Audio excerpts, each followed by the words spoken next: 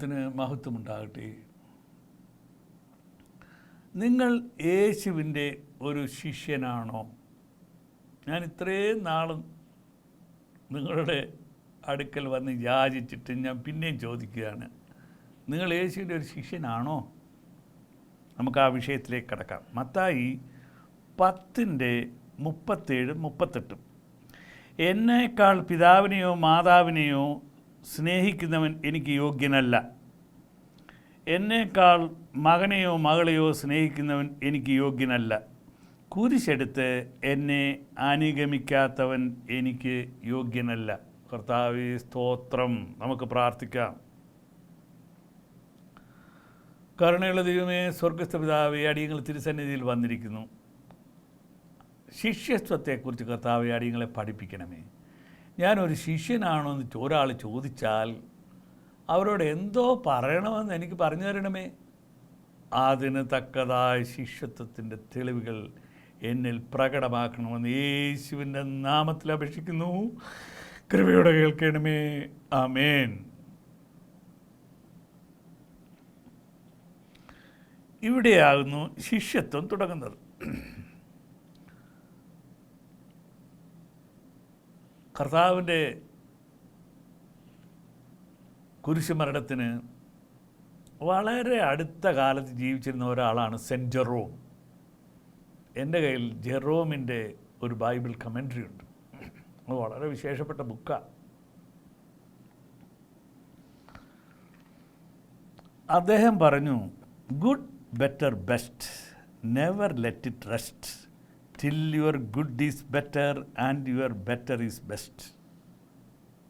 വളരെ നല്ല ഒരു പദ്യ ശകലമാണത്. Good better best, never let it rest till your good is better and your better is best. Saint Jerome. ഇത് നമ്മളിൽ കർത്താവ് ഒരുപാട് നല്ല കാര്യങ്ങൾ തന്നിട്ടുണ്ട്. പക്ഷേ അതെല്ലാം ഊതിപ്പെരുക്കി വലുതാക്കി കർത്താവിനെ കാണിക്കാൻ ആരും ശ്രമിക്കാത്തത് എന്താ? നമുക്ക് കർത്താവ് ഒരുപാട് കരുണകൾ കാണിച്ചിട്ടുണ്ട്. നമ്മൾ അതിനെ മഹത്വരമായ രീതിയിൽ 100 കൊണ്ടും 1000 കൊണ്ടും ഒക്കെ ഗുണിച്ച് കർത്താവിനെ കാണിക്കാത്തത് എന്താ? അതാണ് ജെറോം ഉദ്ദേശിക്കുന്ന കാര്യം. ഇവിടെയാകുന്നു ശിഷ്യത്വം തുടങ്ങുന്നത്. പീഡനത്തിന് തയ്യാറാകണമെന്ന് നമ്മുടെ കർത്താവ് ശിഷ്യന്മാർക്ക് മുന്നറിയിപ്പ് നൽകി.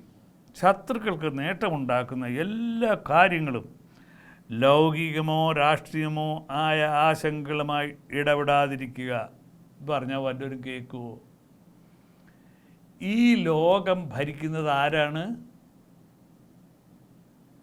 ദൈവമാണോ? അല്ല. ഈ ജഡികമായ ലോകം ഭരിക്കുന്നത് പിശാചാണ്.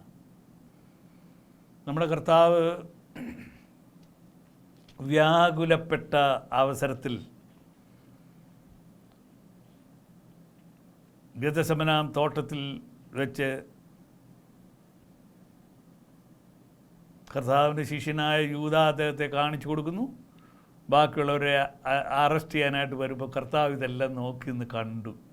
ഞാനാണ് ഓടിക്കളഞ്ഞേനെ കേട്ടോ. കർത്താവ് അവിടെ നിന്നു നോക്കി നിന്ന് കണ്ടിട്ട് നമ്മളാരും കാണാത്ത ഒരു കാര്യം കണ്ടു. ഹല്ലേലൂയ, ദൈവത്തിന് സ്തോത്രം. അതെന്താണെന്നറിയോ? ഇതാ ലോകത്തിൻ്റെ പ്രഭു വരുന്നു, അവന് എൻ്റെ മേൽ യാതൊരു കാര്യവും ഇല്ല എന്ന് പറഞ്ഞു. അതാരെ കണ്ടോണ്ടാ? പിശാച്, സാത്താൻ, ലൂസിഫർ. അവനാണ് ഇതിനെല്ലാം അറേഞ്ച്മെൻ്റ് എല്ലാം ചെയ്തത്. എന്തിനാണെന്നറിയോ? യേശുവിനെ കൊല്ലാൻ, കുരിശിച്ച് കൊല്ലാൻ. എന്നാൽ അവനറിയില്ല. അതാണ് വെള്ളിയാഴ്ച നമ്മുടെ സങ്കടത്തിൻ്റെ ദിനമാണെങ്കിൽ ഞായറാഴ്ച അതാ ഉദ്ധിതനായി യേശു തമ്പുരാൻ സ്വർഗത്തിലേക്ക് പോകുന്ന ആൾക്കാർ കാണുന്നു. ദൂതന്മാർ സാക്ഷ്യം വഹിക്കുന്നു. മഗ്ദലക്കാരത്തി മറിയമുള്ളവർ നേരെ കണ്ടു. ഇനി എന്താ വേണ്ടത്? അവിടെയാണ് സാത്താൻ്റെ പരാജയം. അതൊരു വലിയ സബ്ജക്റ്റാണ്. അതിപ്പോൾ ഇവിടെ ഞാൻ എടുക്കുന്നില്ല. കർത്താവ് ശിഷ്യന്മാർക്ക് മുന്നറിയിപ്പ് നൽകി ശത്രുക്കൾക്ക് നേട്ടമുണ്ടാകുന്ന എല്ലാ കാര്യവും ലൗകികമോ രാഷ്ട്രീയപരമായ ആശങ്കകളുമായി ഇടപെടാതിരിക്കുക. നമ്മുടെ ആൾക്കാർ പൊളിറ്റിക്സിൽ ചേരാൻ ഭയങ്കര താല്പര്യമാണ്. എന്തിനാ അവനറിയത്തില്ല സാത്താനെ സേവിക്കാൻ. എന്നിട്ട് എന്താ സംഭവിക്കുന്നത്? നീതിമാനായവൻ അതിനകത്ത് കയറി ഇച്ചിരി കഴിയുന്നുടനെ പറയും, ഓ അവൻ ഇന്നത് ചെയ്തു ഇന്നത് പറഞ്ഞ് കേൾക്കുന്നുടനെ നമുക്ക് തന്നെ തുപ്പാൻ തോന്നും അവൻ്റെ മുഖത്ത്. ചീഫ് മിനിസ്റ്ററായിരുന്നു, പ്രൈം മിനിസ്റ്ററായിരുന്നു, പ്രസിഡൻ്റായിരുന്നു, വൃത്തികെട്ടവൻ. ഇത് അവർക്ക് നമുക്ക് പറഞ്ഞിട്ടുള്ളതല്ല. നമുക്ക് നമ്മുടെ യേശു ഉള്ളിൽ പുറത്ത് നമ്മുടെ യേശു, അതിൽ പരം നമ്മൾ പോകുന്നത് അബദ്ധത്തിലേക്ക് ചാടാനാണ്. തിന്മയുടെയോ സ്വാർത്ഥതയുടെയോ എല്ലാ രൂപങ്ങളും എല്ലാ അണ്ടർഹാൻഡ് നടപടികളും ഒഴിവാക്കുക എന്നതാകുന്നു അവ. ക്രിസ്തു കഷ്ടതയെക്കുറിച്ച് മുൻകൂട്ടി പറഞ്ഞു. കഷ്ടകൾ ആശ്ചര്യകരമാകാതിരിക്കാൻ മാത്രമല്ല, അവരുടെ വിശ്വാസം സ്ഥിരീകരിക്കാനും അവർ എന്ത് കഷ്ടപ്പെടണം, ആരിൽ നിന്നാണ് എന്ന് അവൻ അവരോട് പറയുന്നു. തൻ്റെ സേവനത്തിൽ നമുക്ക് കണ്ടുമുട്ടുവാൻ കഴിയുന്ന ഏറ്റവും മോശമായ കാര്യങ്ങൾ പറയുന്നതിലൂടെ ക്രിസ്തു നമ്മളോട് ന്യായമായും വിശ്വസ്തയോടും ഇടപെട്ടിട്ടുണ്ട്. നിങ്ങൾ തിരിഞ്ഞു നോക്കിയാൽ അറിയാം, നമ്മൾ വെള്ളത്തിൽ വീഴാതിരിക്കാൻ എത്ര ഉപദേശം കർത്താവ് തന്നു. സ്വീകരിച്ചവനെല്ലാം നെഞ്ചി വിരിച്ച് നിൽക്കുന്നു, സ്വീകരിക്കാത്തവനെല്ലാം പോയി. ഇരിക്കാനും ചെലവ് കണക്കാക്കാനും അവൻ നമ്മോട് തന്നെ ഇടപെടുമായിരുന്നു. യേശുവിൻ്റെ പ്രകൃതി എന്ന് വെച്ചാൽ യേശു കാർപ്പൻട്രി വർക്ക് കൊണ്ട് കാശുണ്ടാക്കും. വേറെ ചിലർ വേറെ ഉണ്ടെങ്കിൽ ഉണ്ടായിക്കൊണ്ടുവന്ന് എല്ലാം കൊണ്ടുവന്ന് നമ്മുടെ ഫിനാൻസ് മിനിസ്റ്ററായ യൂദായെ കൊണ്ട് ഏൽപ്പിക്കും. എന്നിട്ട് ചിലവാക്കുന്ന ഉടനെ അവന് തോന്നിയ പോലെ എടുത്ത് ഇച്ചിരി കളയുന്ന അവർ കണ്ടില്ല എന്നടിക്കും. അതെല്ലാം വിശദമായിട്ട് അവർ ഡിസ്കസ് ചെയ്യുമായിരുന്നു.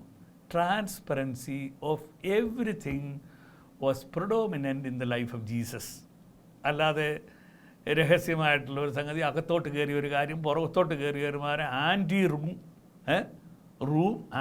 Room, no such thing as far as Jesus is concern. He was with you every inch, every atom. അതാണ് കർത്താവിൻ്റെ പഠിപ്പീര്. ഉപദ്രവിക്കുന്നവർ മൃഗങ്ങളെക്കാൾ കഷ്ടമാണ്. അവർ സ്വന്തം തരത്തിലൂടെയുള്ള ഇരയാകുന്നു. സ്നേഹത്തിൻ്റെയും കടമയുടെയും ഏറ്റവും ശക്തമായ ബന്ധങ്ങൾ പലപ്പോഴും ക്രിസ്തുവിനെതിരായ ശത്രുതയിൽ നിന്ന് വിച്ഛേദിക്കപ്പെട്ടിട്ടുണ്ട്. സുഹൃത്തുക്കളിൽ നിന്നും ബന്ധങ്ങളിൽ നിന്നുമുള്ള കഷ്ടപ്പാടുകൾ വളരെ കഠിനമാണ്. ഒന്നും കൂടുതൽ കുറയുന്നില്ല. ക്രിസ്തുയേശുവിൽ ദൈവഭക്തരായി ജീവിക്കുന്ന എല്ലാവരും പീഡനങ്ങൾ അനുഭവിക്കേണ്ടി വരുമെന്ന് വ്യക്തമായി കാണുന്നു. പല പ്രവാചകന്മാരും ഈ കുഴപ്പം വരുന്നതിന് മുമ്പേ പറയാറുണ്ട്, വേദപുസ്തകത്തിൽ അത് കാണിച്ചിട്ടുണ്ട്, ഇങ്ങനെ സംഭവിക്കുമെന്ന് കാണുന്നു. പൗലോസിനെ വ്യക്തമായി പറഞ്ഞു, നീ റോമിൽ പോവുകയാണെന്നുണ്ടെങ്കിൽ നിൻ്റെ തല വെട്ടും. പൗലോസ് പറഞ്ഞു, വെട്ടട്ടെ. അപ്പോഴെന്താണ് തല വെട്ടാനായിട്ട് കാണിച്ചു കൊടുക്കുന്ന ഉടനെ, കർത്താവേ നീ പറഞ്ഞ പോലെ സംഗതി ശരിയാണല്ലോ, അവന്മാർ വെട്ടിക്കൊണ്ട് പോട്ടെ. ഓ ഹല്ലേലൂയ! ആ ഒരു മനോഭാവം കർത്തൃശിഷ്യന് മാത്രം റിസർവ് ചെയ്യപ്പെട്ടിട്ടുള്ളതാ. അവന് BP കൂടത്തില്ല. കാരണം അവനെ തന്നെ സമർപ്പിച്ചിരിക്കുന്നത് കർത്താവിൻ്റെ കരങ്ങളിലത്രേ.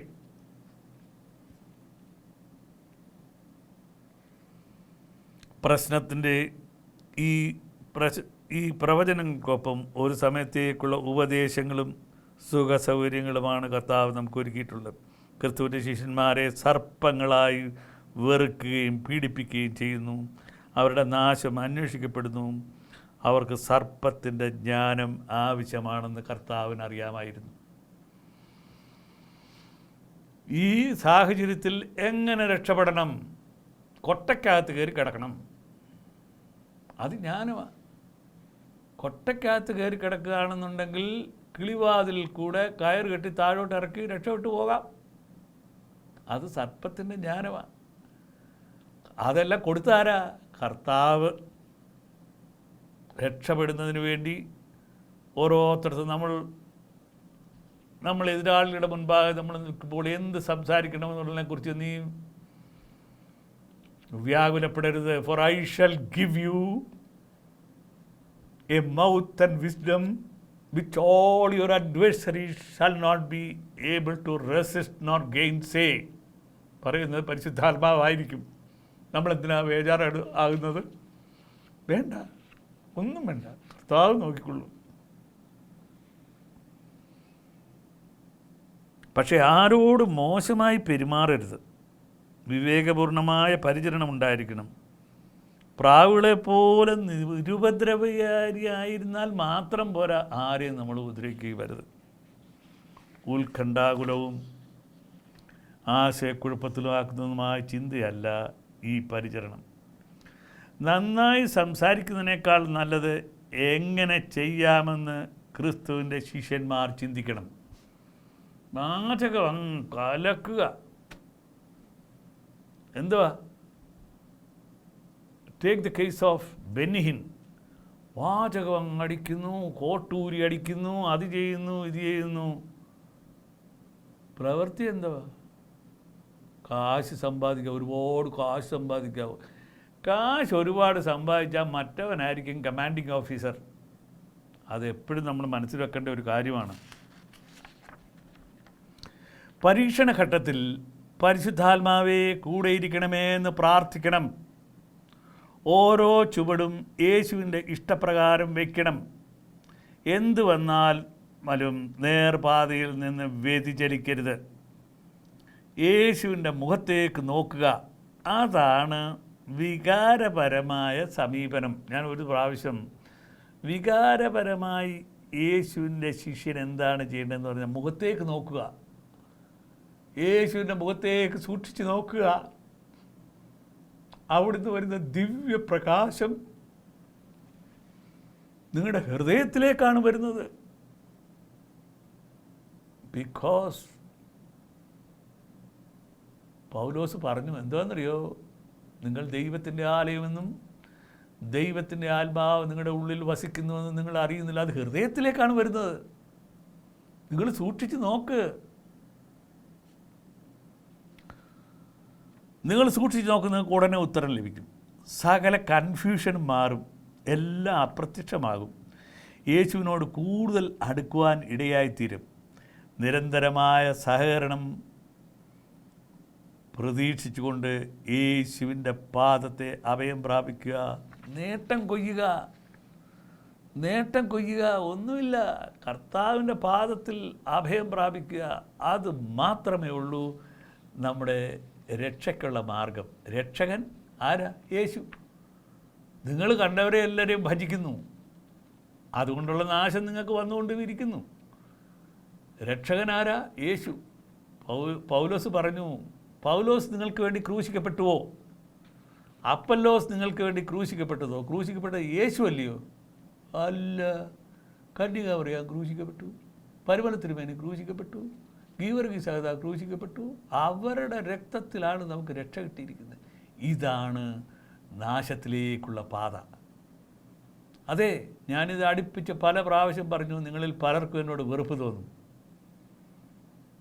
നീതിമാനായ സെൻറ്റ് ജോർജിനെ നിങ്ങൾ എന്താക്കി തീർത്തു?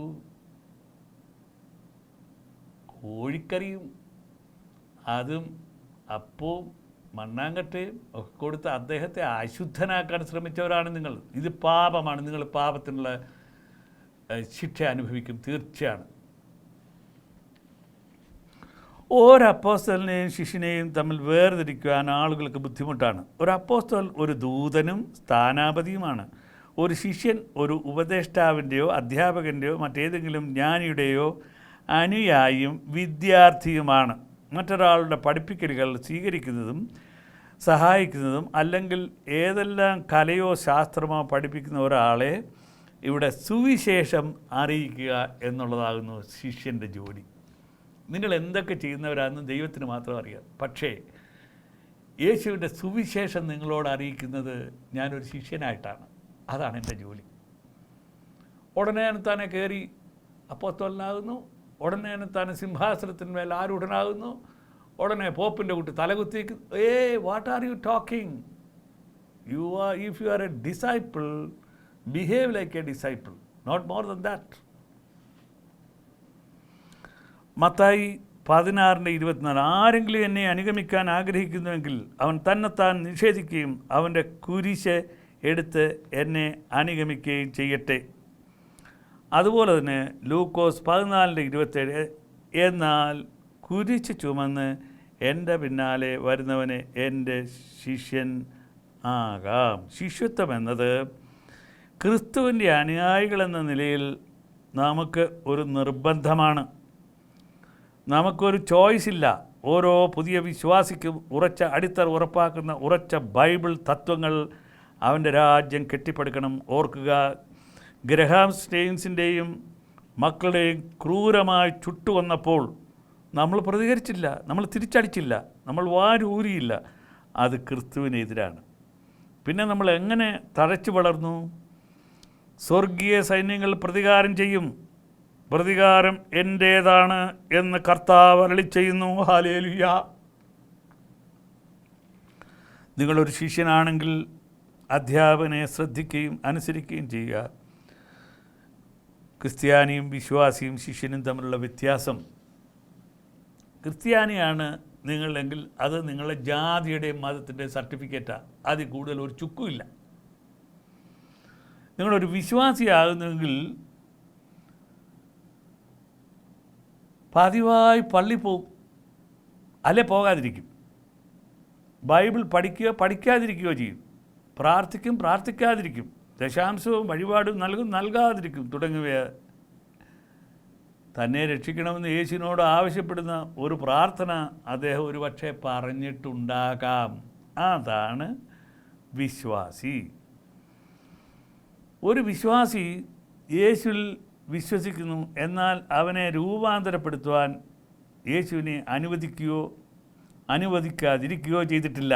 അതിനാൽ ഒരു വിശ്വാസി യഥാർത്ഥത്തിൽ രക്ഷപ്പെട്ടോ ഇല്ലയോ എന്ന് നിർണ്ണയിക്കുന്നത് തന്ത്രപരമാണ്. എല്ലാത്തിനും ഉപരി രണ്ട് വാക്കുകളുണ്ട്. ഒന്ന് സാത്താൻ, ഒന്ന് ബലി. നമ്മളെന്ത് കാര്യം ചെയ്യാൻ പോകുന്നു, കർത്താവിൻ്റെ അടുക്കിലേക്ക് അടുക്കാനായിട്ട് പോവുകയാണെന്ന് കാണുകയാണെങ്കിൽ സാത്താൻ എന്തെങ്കിലും ഒരു കയ്യാങ്കളി കാണിക്കും. രണ്ടാമത്, ഞാൻ പലവട്ടം നിങ്ങളോട് പറഞ്ഞിട്ടുണ്ട്, ഞായറാഴ്ച എന്തോ ബലിയാണ് നടത്തുന്നത്. ബലി നടത്തി കർത്താവായ യേശു ക്രിസ്തു ഏകയാഗം കാൽവറിയിൽ നടന്നു. ഏകപരിശുദ്ധൻ നമ്മുടെ ദൈവം, ഏകപിതാവ് നമ്മുടെ പിതാവ്. ഇതിനെല്ലാം കൂട്ടിച്ചേർത്ത് കിച്ചടിയാക്കി നാശമാക്കി കളഞ്ഞവർ ശിക്ഷയ്ക്ക് യോഗ്യരാണ്. നമ്മൾ അതിൽ പെടാൻ പാടില്ല. നമ്മൾ കർത്താവിന് ശിഷ്യന്മാരാകണം. അപ്പോൾ എന്തുവരുമെന്നറിയോ? തെറ്റായിട്ടുള്ള ഒരു സംഗതി വരുന്നവരനെ നിങ്ങളൊരു ശബ്ദം ശ്രദ്ധിച്ച് കേട്ടാൽ നിങ്ങൾക്ക് കേൾക്കാം, my son don't do that. മോനെ അങ്ങനെ ചെയ്യില്ലടാ. മോളെ അരുത് മോളെ, അത് നമുക്ക് ചേർന്നതല്ല. ഇതാരാ പറയുന്നത്? പരിശുദ്ധാത്മാവ്. ഒരിക്കലല്ല, പലവട്ടം. കേട്ടുകൂടാത്ത ഞരക്കങ്ങളാൽ നിങ്ങളോട് ഞരങ്ങി നിങ്ങളെ പറഞ്ഞ് ധരിപ്പിക്കുന്നത് ആരാ? നിങ്ങളുടെ ഞരക്കങ്ങൾ പ്രാർത്ഥനയാണെന്ന് നിങ്ങൾ പറയും. അത് പിതാവിൻ്റെ അടുക്ക് ചെന്നിട്ട് നല്ല ശുദ്ധമായ ഭാഷയിൽ പറഞ്ഞു കേൾപ്പിക്കുന്ന ആരാ? പരിശുദ്ധാത്മാവ്. അതുകൊണ്ട് നമ്മൾ പാപകർമ്മങ്ങളിൽ ഒരിക്കലും വീഴാൻ പാടില്ല. അത് ദൈവത്തിന് ഭയങ്കര ബേജാറായിരിക്കും. ഒരു ശിഷ്യൻ തൻ്റെ ജീവിതത്തിൻ്റെ എല്ലാ ഭാഗങ്ങളും യേശുവിനെ അനുസരിക്കാൻ പൂർണ്ണമായി പ്രതിജ്ഞാബദ്ധനാണ്. നിങ്ങൾക്ക് അത് ലഭിച്ചോ? യേശുവിനെ നിങ്ങൾ അനുകരിക്കുമോ? അതിനുള്ള നല്ലൊരു മനസാക്ഷി നിങ്ങൾക്കുണ്ടോ? ലഭിച്ചോ? യേശു തൻ്റെ ജീവിതത്തിൻ്റെ ഭാഗമല്ല, യേശു അവൻ്റെ ജീവിതമാണ്. ഹല്ലേലൂയ. തമ്മിൽ ഡിഫറൻസ് ഉണ്ട്. എനിക്ക് തോന്നുമ്പോൾ ഞാൻ ഇങ്ങനെ ചെയ്യും, തോന്നാത്തപ്പോൾ ഇങ്ങനെ ചെയ്യും. അങ്ങനല്ല. Entirety. You are a disciple of Jesus. You cannot deviate from him. Even in an atom.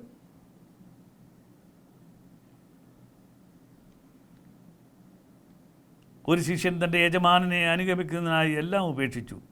നാം ശിഷ്യരാകുന്നത് യേശു വിളിക്കുന്നു. നമ്മളെ ശിഷ്യരാക്കുവാൻ യേശു കാംക്ഷിക്കുന്നു. എന്തെല്ലാം കഷ്ടതകൾ അനുഭവിച്ചിട്ടാ കർത്താവ് നിങ്ങളെ വിളിക്കുന്നത്. മോനെ, നിനക്ക് ഞാൻ രക്ഷ ഒരുക്കിയിരിക്കുന്നു, വരിക എൻ്റെ അടുക്കിലേക്ക്. നിന്നെ കൊയ്ത് കൊണ്ടുപോകാൻ സാത്താൻ കാത്തിരിക്കുമ്പോൾ പൊന്നോനെ എന്ന് പറഞ്ഞ് നിന്നെ കെട്ടിപ്പിടിച്ച് കവർ ചെയ്താരാ? കുഞ്ഞിനെ എന്തെങ്കിലും കൊച്ചു കുഞ്ഞിനെ തത്തം പത്തം നടക്കുന്നവനെ എന്തെങ്കിലും ഉപദ്രവിക്കാൻ വരുമ്പോൾ ഓടിപ്പോയി അമ്മ എന്താ ചെയ്യുന്നത്? കവർ ചെയ്യുകയാണ് ചെയ്യുന്നത്. അവിടെ മാറോട് അടുക്കി പിടിക്കുകയാണ് ചെയ്യുന്നത് ഈ കൊച്ചു കുഞ്ഞിനെ. അതുപോലെ നിങ്ങളെ പിശാചിൻ്റെ കയ്യിൽ നിന്നും രക്ഷപ്പെടുത്തുവാൻ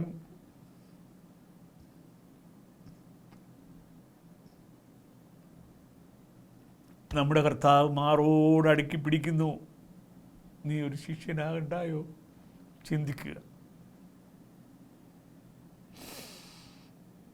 നാം ശിഷ്യരാകുന്നു, ആകണമെന്ന് യേശു ആഗ്രഹിക്കുന്നു. അതിനവൻ വിളിക്കുന്നു. ദൈവത്തിൻ്റെ സഭയുടെ പ്രാഥമിക പദ്ധതി യേശുവിൻ്റെ ശിഷ്യന്മാർ മറ്റു പുരുഷന്മാരെയും സ്ത്രീകളെയും ശിഷ്യന്മാരായി വളർത്തിയെടുക്കുക എന്നതാണ്. ഇത് നിങ്ങളുടെ മുൻപായി ഞാൻ നിന്ന് പറഞ്ഞതല്ലാതെ വേറെ ആരെങ്കിലും പറഞ്ഞോ? 9 വർഷം കൊണ്ട് ഞാനിത് പറഞ്ഞുകൊണ്ട് നടക്കുക. 9 വർഷം കൊണ്ട് ഞാൻ എഴുതുന്നു. കാരണം എന്താ? ഞാൻ കഴിഞ്ഞ ആഴ്ച പറഞ്ഞു, ചാട്ടവാറ് കൊണ്ട് അടിക്കുന്നത് പോലെ എനിക്ക് തോന്നി. പറഞ്ഞത്, മകനെ, എൻ്റെ കുഞ്ഞുങ്ങളെ എല്ലാവരെയും നീ പറഞ്ഞ് ശിഷ്യന്മാരാക്കണമെന്ന്. ഞാൻ ചോദിച്ചില്ല, കർത്താവേ അതിന് ഞാൻ ആരാ? എനിക്ക് പറഞ്ഞത് ഞാൻ ആദ്യത്തെ ആഴ്ച നിങ്ങളോട് പറഞ്ഞു. ആമോസിനോട് ചോദിച്ചു, നീ ആരാ? പ്രവാചകനോ പ്രവാചക ശിഷ്യനോ? അതുപോലെ ഞാൻ നിങ്ങളോട് പറഞ്ഞു, ഞാൻ പ്രവാചകനുമല്ല പ്രവാചക ശിഷ്യനുമല്ല, ഒന്നുമല്ല. ആമോസ് പറഞ്ഞ പോലെ കാട്ടത്തിപ്പഴം പറിച്ച് വിറ്റ് ഉപജീവനം കഴിക്കുന്ന ഒരു മനുഷ്യനെന്ന് പറഞ്ഞു. എത്ര കറക്റ്റാണ്. പക്ഷേ ആമോസ് പറഞ്ഞ എല്ലാവരും കേട്ടു. ഹല്ലേലൂയ, ദൈവത്തിന് സ്തോത്രം. ഞാൻ പറയുന്നത് നിങ്ങൾ കേൾക്കും. നിങ്ങൾ എൻ്റെ വഴി വരും, ഇന്നല്ലെങ്കിൽ നാളെ. അത് ഒരു സഭ സ്ഥാപിക്കാനല്ല, അതെൻ്റെ ജോലിയല്ല. എനിക്ക് നിങ്ങളെ ഓർമ്മിപ്പിക്കുക, മകനെ, അതല്ല വഴി, ഇതാണ്. നിന്നെ സ്നേഹിക്കുന്ന നിനക്ക് വേണ്ടി യാഗമായി തീർന്ന യേശു നിന്നെ വിളിക്കുന്നു. നിൻ്റെ വഴി വിട്ടൊഴിഞ്ഞ് യേശുവിൻ്റെ വഴി സ്വീകരിക്കാമെന്ന് പറയുന്നത് എൻ്റെ ജോലിയാണ്. I consider that as A very precious job, greater than the greatest.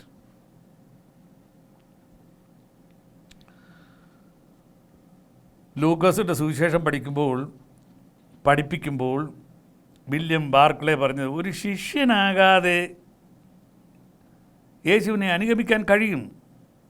രാജാവിൻ്റെ പട്ടാളക്കാരനാകാതെ പട്ടാളത്തിലെ ഒരു അനുയായി തീരാൻ കഴിയും. ഒരാളുടെ ഭാരം വലിക്കാതെ തന്നെ ചില മികച്ച ജോലികൾ ഏർപ്പെടാൻ കഴിയും.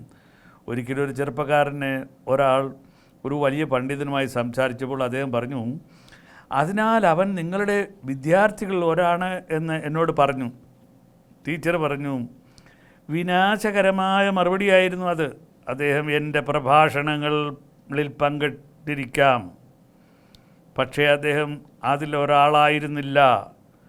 എൻ്റെ വിദ്യാർത്ഥികൾ വ്യത്യാസത്തിൻ്റെ ഒരു ലോകമുണ്ട്. ഹല്ലേലൂയ, ദൈവത്തിന് സ്തോത്രം.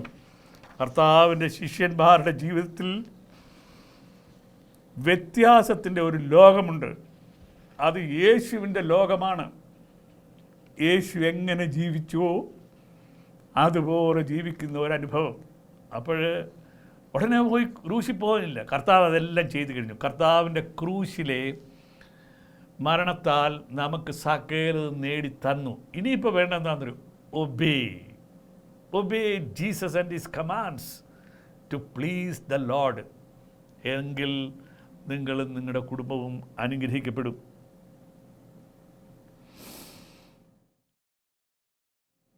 ഞാൻ നിങ്ങളോടൊരു കാര്യം പറയട്ടെ. സമയം പോയതുകൊണ്ട് അത് ഞാൻ അടുത്ത പ്രാവശ്യം പറയാം. എനിക്കിപ്പം നിങ്ങളോട് പറയാൻ ഒരു കാര്യമേ ഉള്ളൂ. നിങ്ങൾ പ്രാർത്ഥിക്കുന്നത് കർത്താവിന് സ്വീകാര്യമായ രീതിയിലാണോ നിങ്ങളൊന്ന് നോക്ക്. വല്ലവൻ്റെ പ്രാർത്ഥന പറയാതെ ഓടിച്ചെന്ന് വെച്ചും കളിച്ച് വീണ് ചോര ഒലിച്ചുകൊണ്ട് വരുന്ന മോൻ അമ്മയെടുക്ക ചെന്ന് പറയുന്നത് എന്തോ, അമ്മേ ഇതാണ്ട് ഇത് കണ്ടോ, അതുപോലെ അങ്ങ് പ്രാർത്ഥിച്ചാൽ മതി. അപ്പോൾ അമ്മ എന്തോ എടുക്കും, ഓടും, എളുപ്പം പോയി പഞ്ഞിയും വെള്ളവും ഒക്കെ കൊണ്ടുവന്ന് കഴുകും, തുടയ്ക്കും, എല്ലാം ഭംഗിയാക്കും. എന്നിട്ട് അവിടെ എന്തോ ഉണ്ട് മരുന്ന്, അത് വെച്ച് കെട്ടിട്ട് അമ്മ ഊതും. ഹാലേലുയ്യ, അമ്മച്ചി ആ മുറിവിൻ്റെ അവിടെ ഊതിത്തരും. ഇതുപോലെ ചെയ്യുന്ന ഒരു യേശുവിൻ്റെ അടുക്കലാണ് നിങ്ങൾ പ്രാർത്ഥിക്കുന്നതെന്ന് ഓർക്കുക. നിങ്ങളുടെ പ്രയാസങ്ങളും കഷ്ടങ്ങളും വളരെ ഭാരപ്പെടുന്നതായിട്ട് നിങ്ങൾക്ക് തോന്നിയേക്കാം. പക്ഷേ അത് കൊണ്ടുവന്ന് അമ്മയുടെയൊക്കെ അവതരിപ്പിക്കുക. അമ്മേ വീണു, മുട്ടുപൊട്ടി, കാണീര്. അല്ലാതെ യാക്കോബിൻ്റെ ബോസോയും പറഞ്ഞുകൊണ്ടിരിക്കുന്നതിനെ നിനക്കൊന്നും കിട്ടത്തില്ല. നിൻ്റെ ഹൃദയം യഹോവയുടെ മുൻപാകെ തുറക്കുക. ആ സ്ത്രീ എന്താ പറഞ്ഞേ? ഏലിയോട് പറഞ്ഞു, ഞാൻ യഹോവയുടെ സന്നിധിയിൽ എൻ്റെ ഹൃദയം പകരുകയാകുന്നു. അതിനാ പ്രാർത്ഥന എന്ന് പറയുന്നത്. നമുക്ക്